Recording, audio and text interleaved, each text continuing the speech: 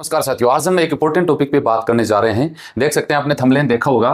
विदेश जाने वाले से पहले आपको 19 प्रकार की जानकारी सरकार को बतानी पड़ेगी। अब आपके मन में होगा यार ऐसी क्या जानकारी है, 19 प्रकार की जानकारी है जो अगर आप इंडिया से किसी भी देश में जा रहे हैं, कोई मैटर नहीं करता कि कंट्री कौन सी है, आपको सरकार को ये डिटेल इंडिया छोड़ने से पहले देनी पड़ेगी।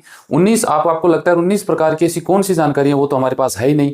तो भाई साहब A to Z प्रोसेस इसमें बताऊंगा और आपको दिखाऊंगा कि कौन कौन सी जानकारी देनी पड़ेगी। सरकार ने ये नियम कब से लागू किया है, ये नियम क्या पहले से लागू था, इससे आपको क्या बेनिफिट होगा, सरकार ये नियम क्यों लेके आई है, और सख्ती के साथ। ये नहीं कि देना है तो दे दो वरना कोई बात नहीं। जैसे कोरोना काल में एयरपोर्ट पे आने से पहले आपको नेगेटिव रिपोर्ट ऑनलाइन चढ़ानी पड़ी थी ना, सेम कंडीशन ये है। तो डिटेल से जानिएगा कि ये माजरा क्या है, इससे आपको नुकसान होगा या फायदा होगा। तो चलिए शुरुआत कर लेते हैं। सवाल कोई आता है तो कमेंट तो जरूर आप कर ही दोगे, चैनल तो सब्सक्राइब कर ही लोगे। तो चलिए शुरुआत कर लेते हैं। यहां पढ़ लो भैया, देख सकते हैं न्यूज देखो, 3/1/2025 की न्यूज है, यानी आज से कल की न्यूज ये मान सकते हैं। विदेश जाने वालों को केंद्र सरकार को पर्सनल डेटा बताना होगा। सरकार पूछे कि यात्रा का खर्चा किसने दिया, कैसे उठाया, तस्करी रोकने के नियम बदले गए। अब आपको लगता है कि भाई साहब आपको यहां तक क्या क्या बताना पड़ेगा। ये नियम बता दूं 2025 से वैसे लागू था, लेकिन वो कोई फाइनल नहीं था कि ठीक है दे रहे हैं नहीं दे रहे हैं, कोई इतना इश्यू नहीं था। लेकिन इस नियम को 1 अप्रैल 2025 से कड़ाई के साथ लागू कर दिया जाएगा और कानून बन चुका है। एयरलाइंस को भी सख्त इंस्ट्रक्शन मिलेंगे कि भैया ये काम करना पड़ेगा, तभी आपका पैसेंजर है फ्लाइट में बैठ सकेगा। तो ये क्यों किया सरकार ने, इसका सरकार ने ये बताया कि भैया तस्करी रोकेंगे। तस्करी कैसे रोकेंगे इस पे भी हम बात करेंगे। हालांकि इसमें एक बात और बता दूं मैं कि तस्करी यानी एजेंटों की इसमें शामत आ सकती है। जो एजेंट लोग विदेश में लोगों को भेजते हैं, चाहे विदेश से बुलाते हैं, उनकी डिटेल भी यहाँ पे पूरी की पूरी आपको बतानी पड़ेगी। अब इसके पीछे सरकार ने लॉजिक क्या दिया उस पर भी हम बात कर लेंगे। देख सकते हैं 10 फरवरी से पायलट प्रोजेक्ट है, पूरी 1 अप्रैल से पूरी तरीके से लागू हो जाएगा। एयरलाइंस के लिए यात्रियों का डेटा कस्टम डिपार्टमेंट से साझा करना अनिवार्य बनाने का प्रस्ताव है। केंद्रीय सरकार प्रत्यक्ष कर या कस्टम्स बोर्ड CBIC ने सभी विदेशी रूट वाली एयरलाइंस को 10 जनवरी तक नए पोर्टल NCTCPX पर रजिस्टर करने को कहा है। ठीक है जी, ये समझ में आ गया।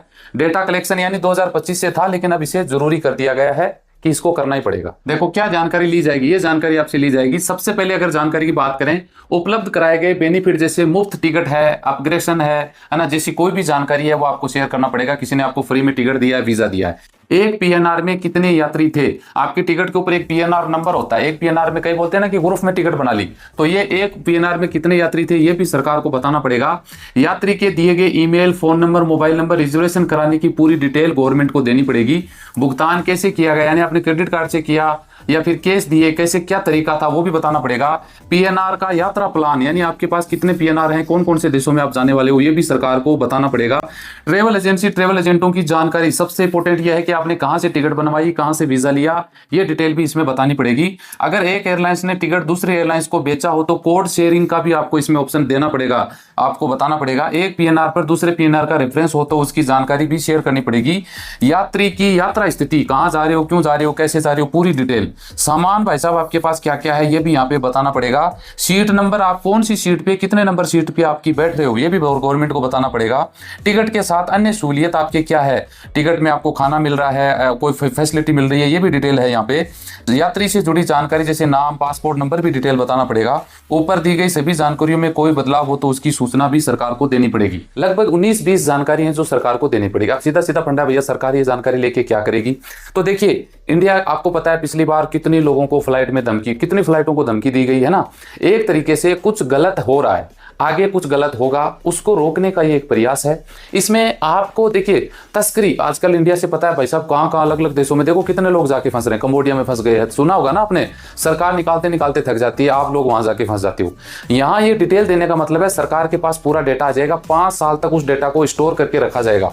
आपने जो ये जानकारी दी है ना, सरकार के पास सर्वर पे 5 साल तक ये डिटेल रहेगी। 5 साल के दौरान कोई भी गड़बड़ी आपके साथ होती है, आपके साथ कोई अनहोनी होती है, तो सरकार इन पे तुरंत एक्शन ले सकती है, क्योंकि सरकार के पास पूरा डेटा है, सुरक्षा एजेंसियों के पास पूरा डेटा रहेगा। इसको अगर लीगल एविडेंस में भी काम में लेना पड़े, कल को मान लो को केस कबाड़ी हो जाते हैं, केस हो गया आपने किसी के, कुछ भी मतलब लफड़ा हो जाता है। अभी देखो रोज, अभी पहले सऊदी में 2 लोगों को फांसी से बचाया गया, कभी ओमान में बचाया जा रहा, अभी यमन में एक लड़की को फांसी होने वाली है, उस पर कोशिश है कि बच जाएगी, उससे पहले कतर में 8 लोगों को, है ना। तो इन सब चीजों को कहीं ना कहीं इनसे जोड़ के देखा जा रहा है कि सरकार आपकी हेल्प कर सके, मदद कर सके।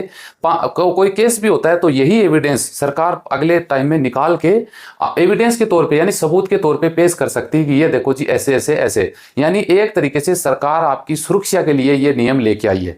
हो सकता है आपको ये दिक्कत होगी, यार हम कैसे देंगे, क्या होगा। ये जानकारी तो जैसे कोविड में आए थे तब भी तो डिटेल डाली थी ना, भाग भाग के वेबसाइट पे डाल रहे थे, सब डाल के लाखों लोग इंडिया पहुंचे, तो ये भी आपकी सुरक्षा के लिए है। कोई भी एजेंट फर्जी तरीके से बेवकूफ बना के अगर आपको किसी को भेज देता है तो ये जानकारी कहीं ना कहीं सरकार को आप तक पहुंचने में हेल्प करेगी, मदद करेगी। एजेंट के ऊपर शिकंजा भी कसा जाएगा क्योंकि आपने डिटेल में डाला है एजेंट का नाम यह है, इसका कॉन्टैक्ट नंबर, ईमेल आईडी, ये इसका एड्रेस है। कल को कुछ भी अनहोनी होती है, क्योंकि कई बार देखा होगा आप जाके विदेश में फंस जाते हैं, आपके पास एजेंट का कोई अता पता नहीं होता है, होता भी है तो आपका डेटा सरकार तक नहीं पहुंचता है। आप कहां देते हो भाई, क्या एम्बेसी को धक्के खाते हो, मेल वगैरह, इतना आसान नहीं है। तो कहीं ना कहीं ये चीज मैं देख रहा हूं 100% विदेश जाने वाले इंडियन लोगों के लिए फायदे का सौदा होगी। अब आपको लगता है यार क्या होगा, हमारे साथ तो कुछ नहीं होगा। आप इंश्योरेंस कवर करते हैं ना, इंश्योरेंस बीमा करवाते हैं, खुदा न खास्ता कल को कोई एक्सीडेंट हो जाए, मर जाए, तो ये बीमा काम है। तो ये बातें क्लियर होगी। सरकार ने जो कदम उठाया आपकी सुरक्षा के लिए उठाया है, कहीं ना कहीं आपको इसमें बेनिफिट होगा। जब आप मुसीबत में आओगे तब आपके लिए फायदे का सौदा है। उम्मीद है आगे आप ये डिटेल कहाँ डालनी है, क्या डालनी है, जब आप टिकट बनाओगे इस पे और भी क्लियरेंस कोई आएगा तो हम आप लोगों के साथ जरूर शेयर करेंगे। आप क्या सोचते हैं कमेंट करके जरूर बताइए। मिलते हैं नेक्स्ट वीडियो में अच्छी जानकारी के साथ। जय हिंद, जय भारत।